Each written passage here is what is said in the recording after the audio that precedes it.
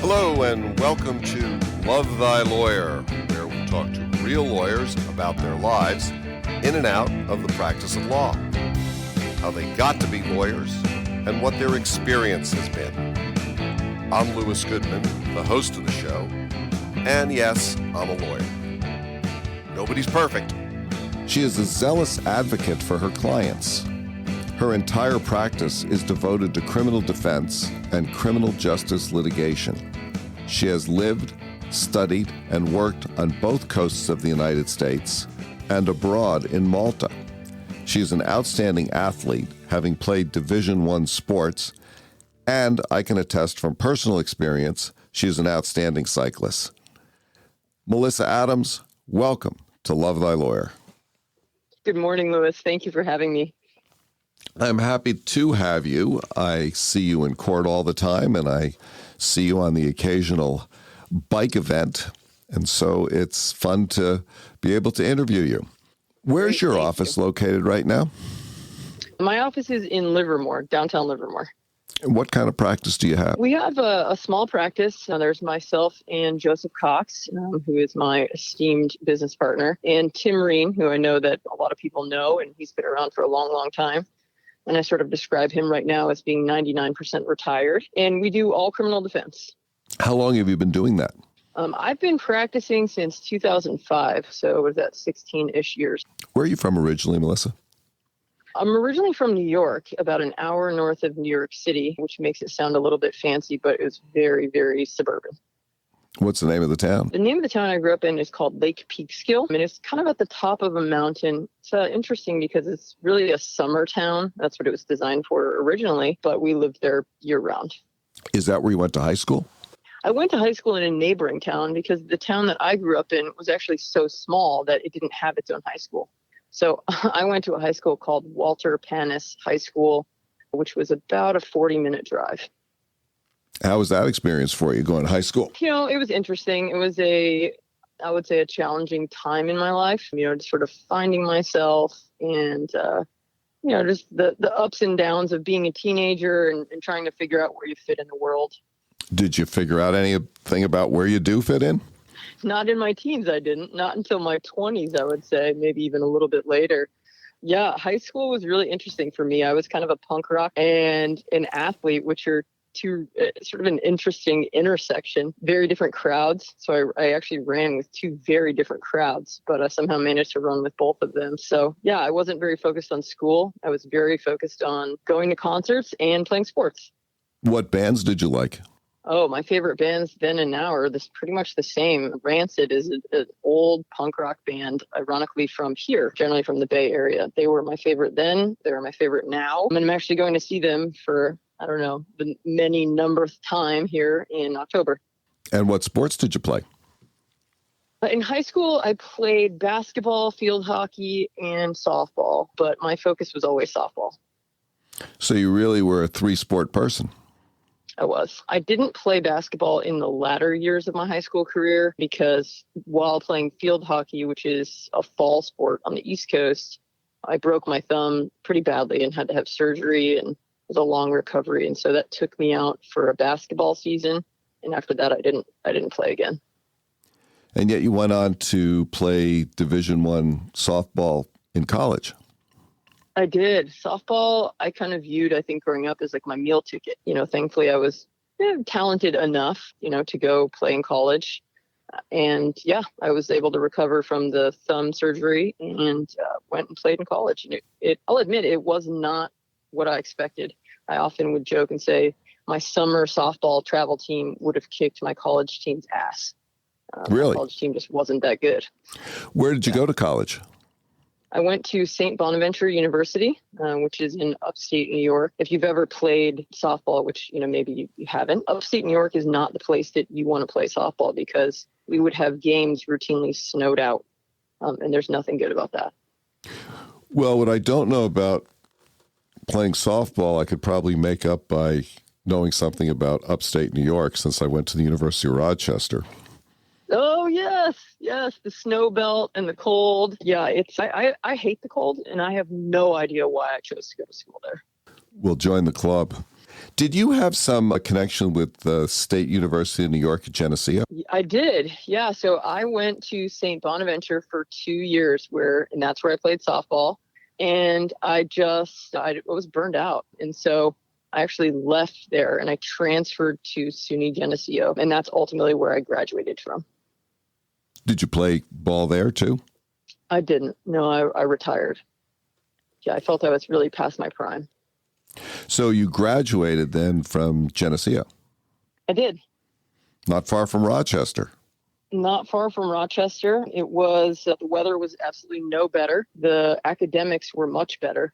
And it's a really kind of a funny little story here. So when I announced to my parents that I was going to transfer, they were not happy at all. And the funniest part is that my father, when I said, look, I also am going to change my major from phys ed. So I had dreams of being a gym teacher to English. And he was so angry with me. And he had written me this note that I still have that said, I really hope you know what you're doing. Here's your FAFSA, which of course is, your student aid form that he filled out for me. And, you better get it right. Love, Dad. Well, there's a vote of confidence. Now, after you graduated from Geneseo, you ultimately went to law school. Did you go right away or did you take some time off? I did. I went right away. I figured that if I took any time off, I probably wouldn't go back. So I just kind of kept the train rolling forward. And I went to New England School of Law in Boston because I hadn't figured out how much I hated the cold. And I couldn't have imagined there would be anywhere colder than Geneseo, but then I landed in Boston. Now, you had done a little bit of study abroad in Malta at some point. I did. Yeah. So I did that between my first and second year of law school. Okay. Yeah. Yeah. It was a study abroad during law school, which was interesting, which was great. I loved it. So you went to law school in Boston. And how was that for you the first year? I think probably similar to most people's first year experience. It's as if you speak English and they drop you in a German speaking school. You have no idea what's happening or what you're supposed to be doing. And, there's no quizzes to make sure you're on track or anything like that. You just have your sort of final exam and hope it clicks for you. Thankfully, it did. It did click for me somewhere before those final exams. And I was actually on a full scholarship, full academic scholarship. And so I had a GPA that I had to maintain every semester in order to keep that scholarship. And so just a little bit of extra pressure in a situation that's already full of pressure. I had a couple of friends who said that they were going to go study abroad and suggested that I tag along. And so I took a look at the brochures and went to some little presentation, saw what the beach looked like, and immediately signed up. So did you study law while you were in Malta? Some, yeah. I think I took 2 classes, comparative constitutional law and some other comparative class. But we only had a class, I think, 4 days a week. And then 3 days a week to travel. And it was fantastic. I mean, the classes were interesting and it was just enough class. It wasn't like an overwhelming amount of schoolwork that we needed to do. I do recall very clearly that I got an A in both classes. And I also think I got an A in extra travel because I did go to Italy and I went to Spain and I went to Sicily and that was great. Cool. Yeah. So what is it that got you starting to think about being a lawyer? Oh, that's a good question. So my upbringing, I think, was different than a lot of other people's upbringing who end up doing this job or just end up being a lawyer in general. I did not come from a family of attorneys or judges or anything like that. I didn't even know any attorneys growing up. I came from a pretty lower class family. I mean, I graduated college when I was 21. And just wasn't prepared to work full time yet. So I knew that I was either going to go to school and get a master's degree in literature, or I figured I could go to law school and stay in school a little bit longer. So I figured, well, do I want to be in school for another 1 year or 3 years? Let's pick 3. So I applied for a few different schools. I got offered that full scholarship to New England School of Law, and that made my decision for me. Yeah, that's great. Yeah. What did your friends, family, your parents say when you told them that you wanted to go to law school, be a lawyer? Oh, they thought I was out of my mind. Yeah, it was very unexpected news to them. They had not known that was something that I was even thinking about. In fact, I'm not even sure that I told my parents until I had received the acceptance letter. Yeah, they were pretty hell-bent on me being a gym teacher, and they weren't thrilled about my sudden career change, which I know is just absolutely laughable. But it just wasn't. It was so far outside of a job that anyone in my family would have or would think of having. It just, we were very blue collar people. And so it was just very foreign concept. When you graduated from New England, what was your first legal job? So I actually studied abroad, not abroad, but I studied and did my final year of law school at California Western, which is down in San Diego. So almost like a study abroad, but not abroad, just across the country. So my first job was a family friend, or sort of a friend of a family friend, who had a small civil firm in San Diego. And so I practiced. I worked for him for about 4 months doing contracts and some other random civil things that I absolutely hated. Well, coming over to San Diego from Boston, that must have been a big change. Yeah, it was quite a culture shock, but in the best of ways. I absolutely loved San Diego. I still miss it every day that I spend in the Bay. I wish I was still in San Diego. It was absolute paradise. What made San Diego paradise for you? The weather, of course. I mean, I think everyone is drawn there because of the weather. I just think the pace of life was a little bit slower. And so it was just sort of a break from the hustle and bustle. And I just really just loved sort of the vibe. How did you happen to come to the Bay Area and start practicing criminal law in Alameda County? So when I was trying to get out of San Diego, I applied for jobs all over the place. So from, federal defense attorney in Kansas to, Guam and all the way up here to the Bay Area. And so I just applied for a job up here. Tim Rien contacted me and had me come up for an interview and hired me a very short time later. And that apparently has gone pretty well for you. It's gone pretty well. Yeah, it has. It's been fantastic. What do you really like about practicing law? I like being able to change the trajectory, I think, of someone's life. Really just being able to be there with them through a process, being able to hold their hand when they need me to, being able to have compassion, being in a situation where I can tell them, this is what our plan is. This is what we're going to do. Would you recommend the law as a career to a young person just coming out of college?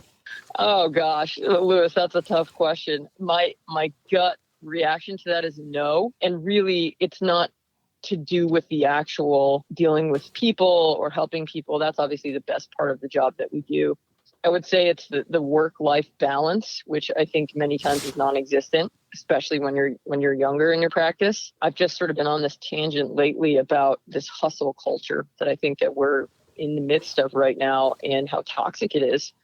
How is actually practicing law met or different from your expectations about it? I was told, I think initially when I started practicing law, and especially criminal defense, not to get too close to clients, obviously have boundaries and things like that. And so, my expectation was that I was going to sort of be this advocate, but that I wasn't going to care about people in a really deep and meaningful way and sort of what happened to them after they intersected with my path. And that has been, first of all, that was terrible advice. And anytime that I have an intern in my office, I tell them the exact opposite. And I say, you are doing your client a disservice if you don't let yourself get close to them and care about them, because you will advocate in a different way if you allow yourself to care about them and their family and their children. I just think that's human nature. And so I did not expect the practice to be so emotionally draining. I think that's really the main thing. I knew that I'd work a lot and, that it would be difficult in that sense, but I did not expect to have this massive network of people now that I care about, that I check in on clients, from 5 or 10 years ago, shoot them a quick email and see how they're doing. So I didn't expect that. I didn't expect the emotional attachment to people. How about the business of practicing law? We are business people in addition to being lawyers, and I'm wondering how that has gone for you and your partner. Yeah, so I actually took over the business in 2016, which we obviously didn't advertise, and yeah, the first year or two I think was extraordinarily difficult. Just a lot of lost sleep and stress and worry. I did not take any business classes in college. I had no idea how to run a business. And so it was a really tough time to just sort of learn on the fly. I also felt very much responsible for my staff and maintaining them and maintaining salaries and things like that. And so I felt a lot of pressure, but now that I'm much more used to it, I feel like it integrates fairly easily into my day and my week. What do you think's the best advice you've ever received? Oh, wow. That's a tough one. Gosh, that is a really, really hard question. I don't know. I think maybe just to continue to persevere, when things are hard. Obviously you just have to keep going and you just have to persevere. You just have to keep going. Do you think the legal system's fair? No, not at all. I was actually thinking about that earlier today. And, it's just obviously the government has a lot of resources that we don't always have. Clients that have finances, can secure better experts or experts in general that clients without finances can't have. I think there's sort of a misunderstanding with private defense counsel as well, where people think that, oh, well, if your client was able to retain you, well, then they obviously have money. But you and I both know that sometimes people scrape together every dime they have just to hire us. And then we're out there begging for funding, from the government, from the county, from the judge to secure the experts that we need. And that is a difficult process. And, sometimes we get turned down for experts that we know that we really need. And that puts us in a really difficult situation. So I think that just people with resources, unfortunately, oftentimes can fare better in the system than people without them. I'm going to shift gears here a little bit. What's your family life like and how has practicing law affected that? My family life is it's still very new right now. I actually got married in September of 2020. I bought a house just very recently. Also, just moved into it in March, and it's in Manteca. So, wow, I have a commute and a half, which is fine. I mean, I don't really mind being in the car. Thankfully, lots of podcasts and things like that, and punk rock, obviously. So, yeah, but the commute certainly is tough. My wife, thankfully, is a very understanding and tolerant human being. You have to be if you live with me because I can be a bit of a challenge. Do you have any kids? I have a stepdaughter. Yeah, I have a stepdaughter who is 25, lives in Texas, and I actually have a granddaughter who's 2, who is just a joy. And I'm also very close to some nieces and nephews that I have who have been the light of my life since they were born. I mean, I see them pretty often and talk to them very regularly. Now, you mentioned some of your recreational pursuits. I'm wondering if you could kind of fill us in a little bit on that. I mean, I know I've seen you, as I mentioned, at some bike events. Wondering if you could talk about what kind of recreational pursuits you have and if that helps you clear your head from practicing law. Absolutely. Yeah, I'll start with the second part first here. It definitely helps me clear my head.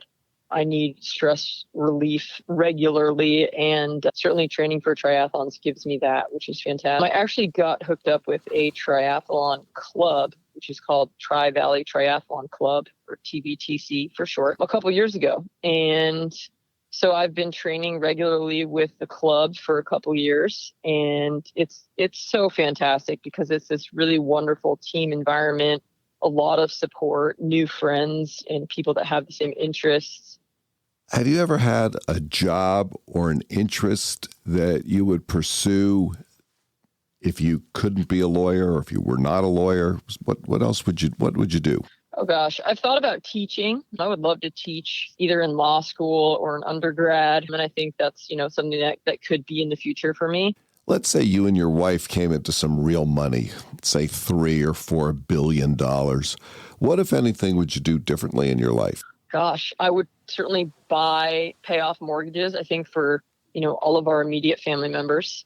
That would be one thing I'd really want to do. Thankfully, they all live in places that are not as expensive as the Bay Area. So that would be one thing. Make sure that my granddaughter and my nieces and nephews are set for college. I am personally still paying back my student loans. And so from undergrad, no less. And so I would really like for them not to have that experience. I don't find that it's very character building like some people say that it is. I just think it's annoying and difficult. So I would do that. My wife would tell you that she would want me to go work for the Innocence Project. She is just absolutely enthralled with the Innocence Project and everything that they do. And she very much wants me to go volunteer some time with them. So I suppose I'd probably have to do that, which is okay. Let's say you had a magic wand and there was one thing you could change in the world, in the legal world or otherwise. What would that be?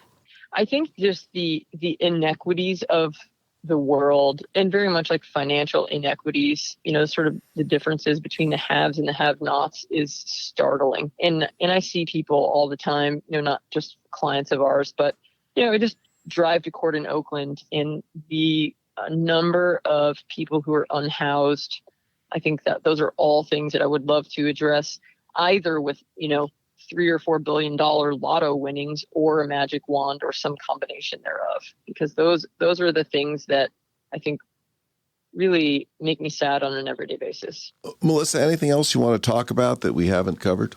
I just want to say that I am a very blessed individual. I'm not very religious at all, but I wake up every day knowing that I am a very blessed person. I'm in a very good employment situation. Like I said, I own this business with Mr. Cox, with Joe, and he is the most fantastic business partner in person. He is an absolute joy to run a business with.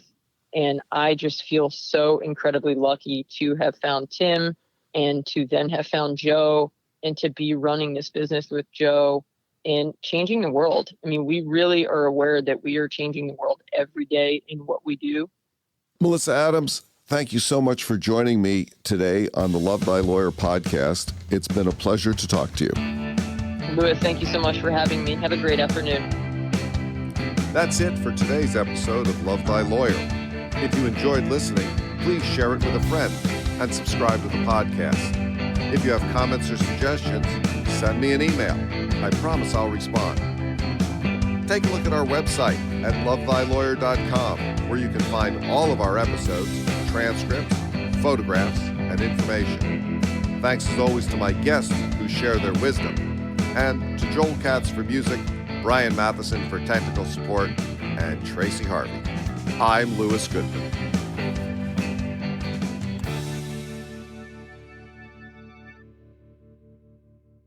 And I remember her very clearly saying, you could work at a bank. And I laughed and I said, I could work at a bank without a degree. So, what the hell did I spend the last 4 years getting this college degree for?